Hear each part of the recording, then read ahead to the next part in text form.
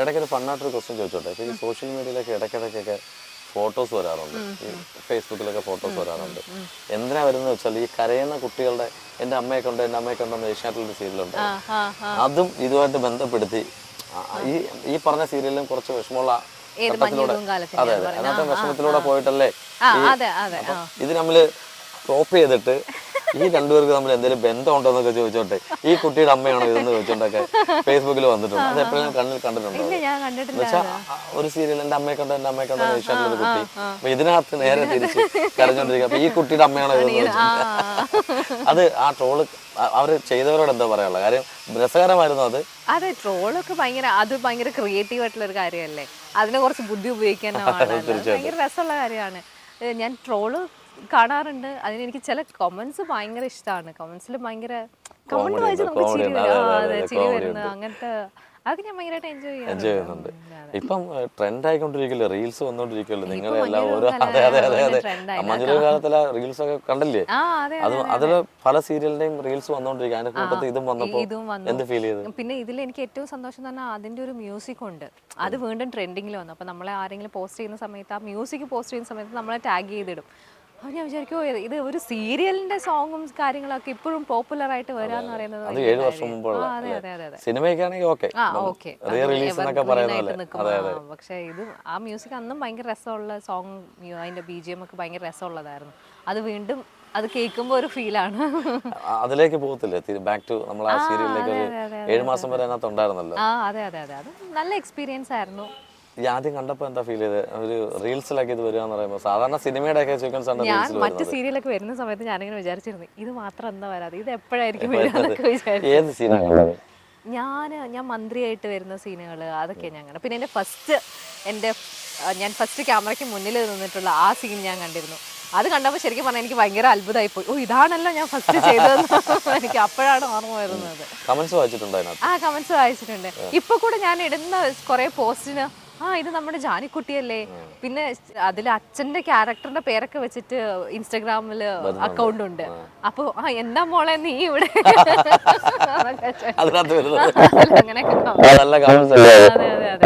ഈ പറഞ്ഞ നമുക്ക് ഓർത്തിരിക്കാൻ പറ്റുന്ന കുറെ കാര്യങ്ങള് പണ്ടില്ല. ഈ പറഞ്ഞ 7 വർഷം മുമ്പോ 10 വർഷം മുമ്പോ ഇങ്ങനൊന്നും സോഷ്യൽ മീഡിയ അത്ര ആക്റ്റീവ് അല്ല. പക്ഷെ ഇപ്പം എന്തെടുത്താലും സോഷ്യൽ മീഡിയയാണ്. ഇപ്പം മോനിഷ അങ്ങോട്ട് നടന്നു റോഡിൽ അതാ സീരിയൽ നടി വെയിലും കൊണ്ട് ഒരു ജാടയില്ലാതെ പോകുന്നു, അങ്ങനെയൊക്കെ ആയിരിക്കും ടയലായി കൊടുക്കുന്നല്ലേ. പക്ഷെ സോഷ്യൽ മീഡിയ കൊണ്ടാണ് ഇപ്പൊ എല്ലാ ആർട്ടിസ്റ്റുകളും എല്ലാവരും മുന്നിൽ നിൽക്കുന്നത്. നല്ലതാണ്, മോശം പറയാനൊന്നുമില്ല സോഷ്യൽ മീഡിയ കൊണ്ട്. അല്ല, സോഷ്യൽ മീഡിയ അറിയുന്ന കാര്യങ്ങളാണ് സോഷ്യൽ മീഡിയ ഇടുന്നത് അല്ലേ. അത് ആരെയും തെറ്റിദ്ധരിപ്പിക്കപ്പെടാൻ ഒരു സാധനമല്ല സോഷ്യൽ മീഡിയ. മോനിഷയ്ക്ക് അങ്ങനെ എന്തെങ്കിലും തെറ്റായിട്ടുള്ള രീതിയിലുള്ള ഒരു സൈബർ അറ്റാക്ക് വല്ലതും ഉണ്ടായിട്ടുണ്ടോ? എനിക്കങ്ങനെ എനിക്ക് തോന്നുന്നു ഞാൻ മറ്റേ വയനാടിൻ്റെ, അതായത് ഞാൻ വയനാട്ടിലുണ്ടായിരുന്ന സമയത്ത് ഭയങ്കര കണ്ടിന്യൂസ് ആയിട്ട് മഴ പെയ്യുന്ന സമയത്ത് ഞാൻ ജസ്റ്റ് വീഡിയോ എടുത്തിട്ട് ഭയങ്കര മഴയാണ് ഇവിടെ എന്ന് പറഞ്ഞിട്ട് ഞാനൊരു വീഡിയോ ഇട്ടിരുന്നു. അത് ഇട്ട അന്നാണ് ശരിക്കും പറഞ്ഞാൽ ഉരുൾ പൊട്ടിയെന്ന് തോന്നുന്നു. അപ്പോൾ അന്നത് ഇവള് ഭയങ്കര കളിച്ച് ചിരിച്ച് വീഡിയോ ഇട്ടു എന്നൊക്കെ പറഞ്ഞിട്ട് വന്നു. പക്ഷെ അതിന് മുന്നേ ഞാൻ വീഡിയോ ഇട്ടു. അതിന് ഭയങ്കരമായിട്ടും എനിക്ക് ന്യൂസും ഒരു കുറച്ച് മനസ്സാക്ഷി വേണ്ടേന്നൊക്കെ ചോദിച്ചിട്ട് ഇട്ടിട്ടുണ്ടായിരുന്നു. പക്ഷെ ഞാനിത് നടക്കുന്ന എനിക്ക് അറിയുന്നില്ല. ഞാൻ ഭയങ്കരമായിട്ട് മഴ പെയ്യുന്ന ഒരു സമയമായിരുന്നു.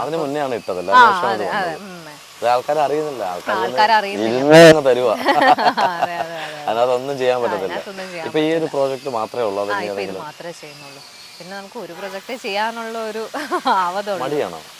മടിയല്ല, എന്താ പറയുക, ഇതിൽ തന്നെ നല്ല ഹാർഡ് വർക്കാണ്. ഇപ്പം നമ്മൾ എല്ലാവരും പറയും, ഞാൻ ഇന്നലെ തന്നെ ഒരു ഡോക്ടറെ അടുത്ത് കാണാൻ പോയപ്പോൾ ഡോക്ടർ പറഞ്ഞു ഞങ്ങളെപ്പോലുള്ള സീരിയൽ ആർട്ടിസ്റ്റുകളെ കാണുമ്പോൾ നമുക്ക് ഭയങ്കര അസൂയാണ്, നിങ്ങൾക്ക് എന്തൊരു ലക്ഷറി ലൈഫാണ്, സുഖമായിട്ടുള്ള വർക്ക് കാര്യങ്ങൾ. ഞാൻ പറഞ്ഞു ഇല്ല, എന്നെ രാവിലെ 6:30 പിക്കപ്പ് ചെയ്തിട്ട് രാത്രി 10-10:30 ഞാൻ റൂമിൽ തിരിച്ചെത്തും. അപ്പോൾ അത്രയും ലോങ് ആയിട്ടുള്ള നമ്മൾ വർക്ക് ചെയ്യുന്നതാണ്.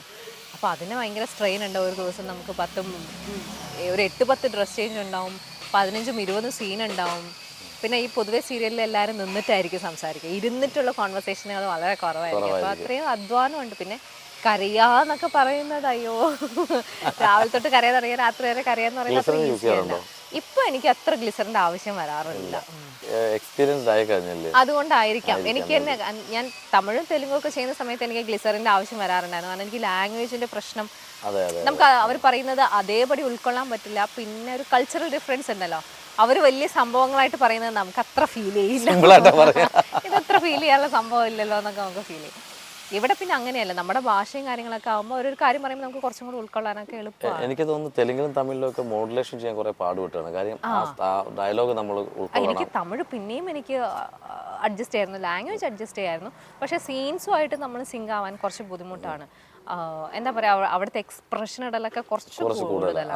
അത് നമ്മൾക്ക് ഇവിടെ അത്ര വശമില്ല. അപ്പോൾ അവര് കുറച്ചും കൂടി ഇനിയും പോരട്ടെ, ഇനിയും അഭിനയിക്കണം. കൊഞ്ചം വേണം കൊഞ്ചം. ചെറിയൊരു എക്സ്പ്രഷൻ ചോദിക്കട്ടെ. നമ്മള് വാവ് എന്ന് പറയത്തില്ലേ, അവിടെ എങ്ങനെയായിരിക്കും എക്സ്പ്രഷൻ ഒന്ന് കാണിക്കുക? കുറച്ചും കൂടെ വേണം. തെലുങ്കിൽ അതിനേക്കാളും കൂടുതൽ വേണം. മേക്കപ്പും കുറച്ച് കൂടുതലാണ്. മേക്കപ്പ് കാര്യങ്ങൾ ഇവിടെ കുറച്ചും കൂടെ ഒരു നാച്ചുറൽ ഫീൽ വേണം. ഇവിടെ ആക്സെപ്റ്റ് ചെയ്യില്ല. കേരളത്തിൽ ഓർണമെന്റ്സ് കൂടുതലും അതും പ്രശ്നമാണ്. ഇത് കൂടുതൽ എന്തിനാ പറയുക, നമ്മളിപ്പോ സീരിയലൊക്കെ ഇപ്പം സ്ത്രീ കഥാപാത്രങ്ങൾ ഇപ്പം ജോലിക്കാരുടെ വേഷങ്ങളൊക്കെ ചെയ്യുന്ന ഒരു വാച്ച് കെട്ടി ഓർണമെന്റ്സ് ഒക്കെ ഇട്ട് കമന്റ്സ്, അങ്ങനെ ഏതെങ്കിലും കമന്റ്സ് കണ്ട് ചിരിച്ചിട്ടുണ്ടോ? കുറേ. അത് നമ്മൾ എനിക്ക് പൊതുവെ തെലുങ്കിലൊക്കെ അവരുടെ ഒരു കൾച്ചറാണ്, അത് നമുക്കൊന്നും പറയാനില്ല. പക്ഷെ അവിടെ ഭയങ്കരമായിട്ടും ജ്വല്ലറി ആണെങ്കിലും പിന്നെ നമ്മൾ ഉറങ്ങിയിട്ട് എഴുന്നേറ്റ് വരുന്നതാണ് ഒരു മുടി പോലും ഇങ്ങനെ പൊന്തി നിൽക്കാൻ പാടില്ല. അത്ര പെർഫെക്റ്റ് ആയിട്ടിരിക്കണം. സ്ക്രീനിൽ ആർട്ടിസ്റ്റുകൾ അത്ര പെർഫെക്റ്റ് ആയിട്ട് ഇരിക്കണം എന്നുള്ളത് അവിടെ നിർബന്ധമാണ്. ഇവിടെ അതിൽ അത്ര നിർബന്ധം പിന്നെ ഇവര് കുറച്ചും കൂടെ ഒരു നാച്ചുറൽ ആണ് സത്യം പറഞ്ഞാൽ. മലയാളം നമ്മൾ മറ്റ് ഭാഷകൾ വെച്ച് നോക്കുമ്പോൾ മലയാളത്തിൽ ഭയങ്കരമായിട്ട് ഒരു നാച്ചുറൽ സംഭവം പിടിച്ചു നിർത്തുന്നുണ്ട്. നാച്ചുറൽ ആകുമ്പോഴല്ലേ കുറച്ചും കൂടെ നമുക്ക് എല്ലാവർക്കും ഒരു ഒറിജിനാലിറ്റി ഫീൽ ചെയ്യത്തുള്ളൂ. അതെ അതെ അതെ അതെ. പക്ഷെ അവിടുത്തെ ഓഡിയൻസിന് അവർ ഭയങ്കര ടിപ്പ് ടോപ്പായിട്ട് നിൽക്കുന്നതാണ് ഇഷ്ടം. അത് അവിടുത്തെ സിനിമയാണെങ്കിലും ശരി, സീരിയലാണെങ്കിലും ശരി, ആർട്ടിസ്റ്റുകൾ ഭയങ്കര നല്ല പെർഫെക്റ്റ് ആയിട്ടിരിക്കണം. അത് അവിടുത്തെ അവിടെ ഓരോ സ്ഥലത്തും ഓരോ രീതികളല്ലേ. തീർച്ചയായിട്ടും. പിന്നെ നമുക്കൊരു എൻ്റെ ഒരു ഫ്രണ്ടിനെ വിളിച്ചൊന്ന് പറ്റിച്ചാലോ ഫോണിൽ? മോനിഷ ഫോൺ എടുത്തിട്ടില്ല. ഞാൻ എടുത്തില്ല. അവൻ കുറച്ച് കോഴിയാണ്, തുറന്നു പറയാം. അവനെ വിളിച്ചൊന്ന് വട്ടം കറക്കണം. ഞാനൊന്ന് പരിചയപ്പെടുത്താന്ന് പറഞ്ഞ് ഫോൺ തരാം. അപ്പം അയാൾക്ക് തന്നെ പണി കൊടുക്കാം. ഞാൻ മോശമായിട്ട് വെച്ച് കേസ് കൊടുക്കും തന്നെ പറഞ്ഞു കേട്ടോ. ഇച്ചിരി രൂക്ഷമായിട്ട് സംസാരിക്കണം. അപ്പം പണി കൊടുക്കുന്നത് എൻ്റെ ചേട്ടനായിട്ടുള്ള ഷിജിക്കാണ് പണി കൊടുക്കാൻ പോകുന്നത്. പുള്ളിയെടുത്ത് ഇപ്പോൾ പറയാൻ പോകുന്നത് ഞാൻ മോശമായിട്ട് ചോദ്യം ചോദിച്ചു, അതിനുള്ള പണിയാണ്. ഷിജിക്ക ഞാൻ കൊടുക്കാം കേട്ടോ, ഒന്ന് സോൾവ് ചെയ്തേക്കാം പ്ലീസ് കേട്ടോ. ഞാനൊന്ന് കൊടുക്കട്ടെ, ഒന്ന് പ്ലീസ് ഒന്ന് കൊടുക്കട്ടെ. ഞാൻ കൊടുക്കാവേ. മോശ ചേട്ടനാ. ഹലോ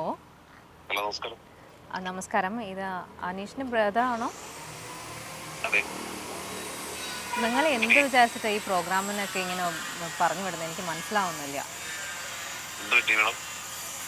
ഇല്ല, ഒരു ഇന്റർവ്യൂ നടക്കുമ്പോൾ അതിനൊരു ബേസിക് ആയിട്ടുള്ള ഒരു മാനേഴ്സ് ഇല്ല. ഇങ്ങനത്തെ ക്വസ്റ്റ്യനൊക്കെ ചോദിച്ചിട്ടുണ്ടെങ്കിൽ ഞാൻ എങ്ങനെയാ ഉത്തരം പറയാ? ഇതിലൊക്കെ വരുന്ന യൂട്യൂബിലും ഇതിലൊക്കെ വരുന്നതല്ലേ. അപ്പൊ നിങ്ങളുടെ ബ്രദറിന്റെ പരിപാടി ഒന്നും കാണാറില്ലേ? നിങ്ങൾ പറഞ്ഞു കൊടുക്കാറില്ലേ?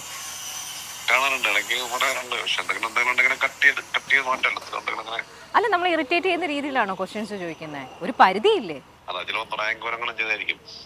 പ്രാങ്കും കാര്യങ്ങളൊന്നും അല്ല. ഞാൻ ഇന്റർവ്യൂ കേസ് കൊടുക്കുന്ന രീതിയിലൊക്കെ പറഞ്ഞിരിക്കുന്നത്. ഞാൻ എന്തോ ആവശ്യം ഇവിടെ എല്ലാവരും കളിച്ചിട്ട് സൈസാറൊക്കെ ഭയങ്കരമായിട്ട് ദേഷ്യത്തില്ല.